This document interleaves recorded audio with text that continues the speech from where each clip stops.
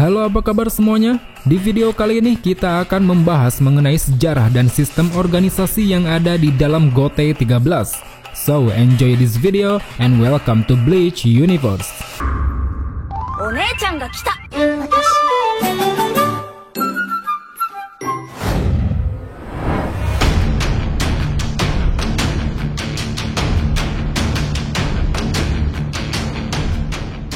Setelah kemarin kita membahas mengenai sistem pemerintahan yang ada di Soul Society, kali ini kita akan masuk pada pembahasan seputar organisasi militer GOTY 13.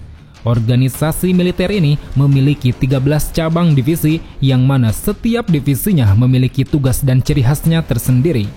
GOTY 13 dipimpin oleh seorang komandan kapten yang sekaligus juga menjabat sebagai kapten divisi 1. Dikatakan bahwa jumlah pasukan di dalam organisasi ini ada sekitar 3.000 orang, di mana setiap divisinya memiliki kurang lebih 200 pasukan dan para pasukan ini biasanya direkrut melalui sebuah ujian khusus. Secara struktural, dua kekuatan militer lainnya yaitu Onmitsukido dan juga Corps Kido sebenarnya bukan bagian dari GOTY 13. Tetapi karena Kapten Divisi 2 yaitu Soifon merupakan kepala Onmitsukido, maka Onmitsukido secara efektif berada di bawah kendali GOTY 13. Selain itu, Kapten Corps Kido juga diketahui sering mematuhi panggilan dan perintah yang diberikan oleh Komandan GOTY, yang mana hal ini secara tidak langsung menunjukkan bahwa GOTY 13 adalah induk dari kekuatan militer yang ada di Soul Society.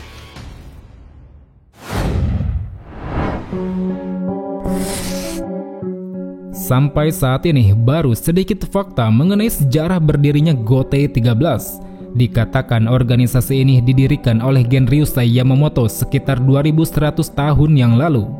Diceritakan kala itu, GOTY 13 bukanlah sebuah organisasi besar seperti sekarang ini, melainkan dia adalah sebuah kelompok sederhana yang di dalamnya terdapat 13 orang kuat yang dipimpin oleh Shigekuni Yamamoto. Belum terlalu jelas apa tujuan mereka mendirikan kelompok ini saat itu, entah sebagai pelindung atau sebagai kelompok pemberontak.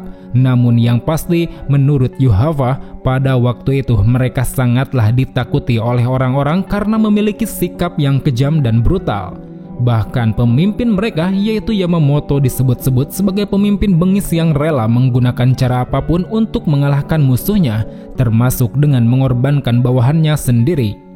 Selain tujuannya yang belum diketahui, para kapten pendirinya pun sampai saat ini masih menjadi misteri.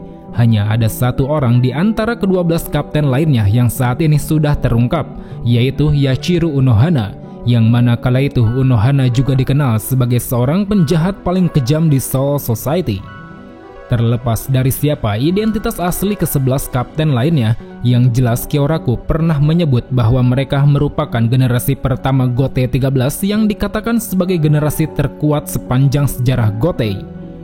Hingga seiring berjalannya waktu, setelah 1000 tahun berlalu, GOTY 13 yang sudah semakin besar dan memiliki banyak pasukan kemudian terlibat peperangan melawan bangsa Quincy yang dipimpin oleh Yuhava. Pada peristiwa peperangan itu, dengan kehebatan serta kebrutalannya, GOTY 13 berhasil memenangkan pertempuran dan mengalahkan para Quincy. Meski saat itu sang pemimpin Quincy berhasil meloloskan diri.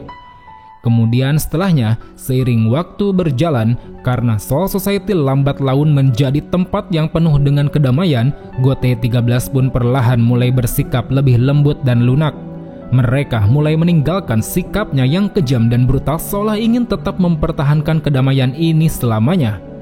Bersamaan dengan silih bergantinya para kapten di GOTY 13, dari sini dikarenakan mereka memiliki sesuatu untuk dilindungi, GOTY 13 pun mulai bertindak sebagai kelompok pelindung yang sangat menjunjung tinggi keadilan serta kedamaian. Melihat sedikitnya peristiwa sejarah GOTY 13 yang baru terungkap, ada beberapa opini atau asumsi yang menyebut bahwa orang-orang seperti Otsuni Maya, Tenjiro Kirinji, Ichibe Hyosube merupakan bagian dari generasi pertama GOTY 13. Asumsi tersebut muncul berdasarkan usia mereka yang dipercaya sejaman dengan Komandan Yamamoto. Well, dari apa yang telah kita pahami sampai saat ini, baik dari fakta sejarah yang sudah terungkap maupun dari asumsi yang bertebaran, di sini kita hanya bisa menyimpulkan bahwa sejarah terkait GOT 13 generasi pertama ini masih menjadi suatu hal yang sangat misterius. Dari mulai siapa identitas asli 11 kapten yang lain, kemanakah mereka sampai saat ini, serta apa alasan detailnya mengenai GOT yang tadinya dianggap brutal, kini menjadi sebuah kelompok yang cinta akan perdamaian.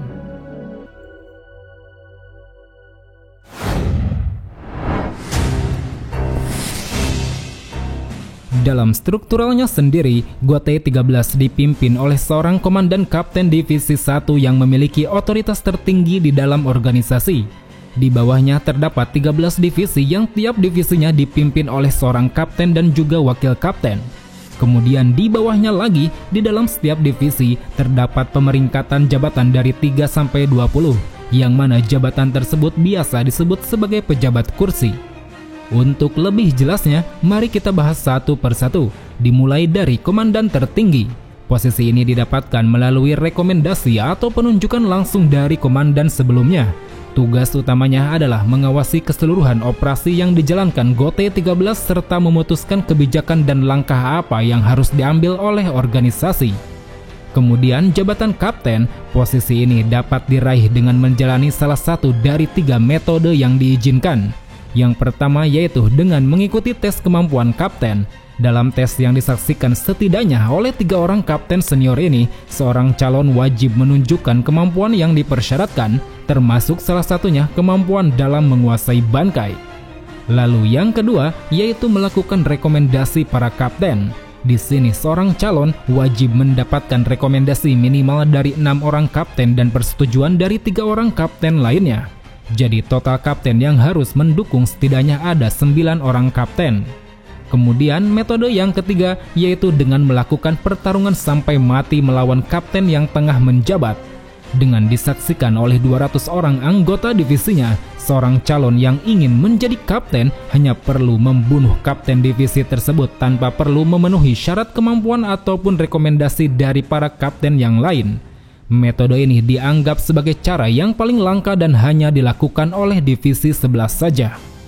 Kemudian untuk posisi wakil kapten, jabatan ini bisa diraih tanpa memerlukan syarat yang khusus, karena memang pengangkatannya sendiri biasanya dipilih langsung oleh sang kapten. Tapi biasanya mereka yang dipilih menjadi wakil kapten setidaknya sudah memiliki kemampuan shikai, bahkan beberapa di antaranya juga ada yang sudah mencapai level bankai. Untuk tugasnya sendiri, wakil kapten berfungsi sebagai pejabat eksekutif yang bertugas mengurus dan juga mengawasi operasi sehari-hari. Atau bisa juga ketika kaptennya meninggal atau hilang, dia bisa bertindak sebagai kapten pengganti sampai kapten yang baru ditugaskan. Selanjutnya, jabatan di bawah wakil kapten yaitu ada pejabat kursi. Karena kapten dan wakil kapten sudah menempati posisi 1 dan 2, maka pejabat setelahnya dihitung dari mulai 3 sampai 20. Posisi ini diurutkan berdasarkan kemampuannya, tapi terkadang ada juga yang dalam satu jabatan kursi ditempati oleh 2 orang secara bersamaan. Seperti pada kasus Sentaro dan Kione yang pernah menempati kursi ketiga di divisi 13. Dari beberapa jabatan yang tadi telah disampaikan, bisa disimpulkan bahwa GOT 13 merupakan organisasi dengan hierarki yang berdasarkan prestasi. Dari mulai pejabat kursi sampai tingkat kapten, mereka tidak menilai seorang Shinigami berdasarkan senioritas, melainkan berdasarkan prestasi dan juga kemampuannya.